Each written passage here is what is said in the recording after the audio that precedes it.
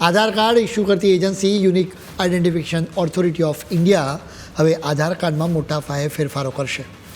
હવે આધાર કાર્ડ પર માત્ર તમારો ફોટો અને QR કોડ જ રહેશે. અત્યારે તો તમારો નંબર, તમારું નામ, જન્મ તારીખ અને એ સિવાય તમારું આખું સરનામું આવી જાય છે.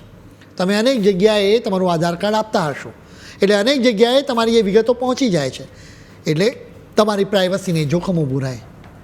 આ નવું આધાર કાર્ડ તમે કોઈને બતાવશો કે પછી કોઈ જગ્યાએ એની કોપી જમા કરાવશો તો પણ માહિતી લીક થવાનું જોખમ નહીં રહે, કેમ કે એવી સ્થિતિમાં બીજી કોઈ વ્યક્તિ કે સંસ્થાની પાસે તમારી કોઈ વિગત નહીં જાય.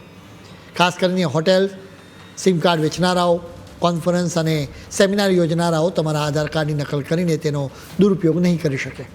માત્ર ને માત્ર તમારી માહિતીના ખોટા ઉપયોગને રોકવા માટે જ આધાર કાર્ડમાં ફેરફારો કરવામાં આવી રહ્યા છે. ડિસેમ્બરમાં નવા નિયમો લાવવામાં આવશે.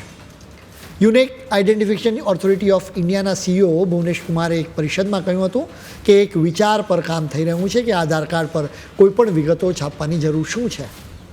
એના પર ફક્ત ફોટો અને QR કોડ જ હોવા જોઈએ. જો અમે હજી પણ પ્રિન્ટ કરતા રહીશું તો લોકો એ છાપેલી વિગતોને સ્વીકારતા રહેશે, અને જે લોકો જાણે છે કે કેવી રીતે દુરુપયોગ કરવો તેવો દુરુપયોગ કરતા જ રહેશે.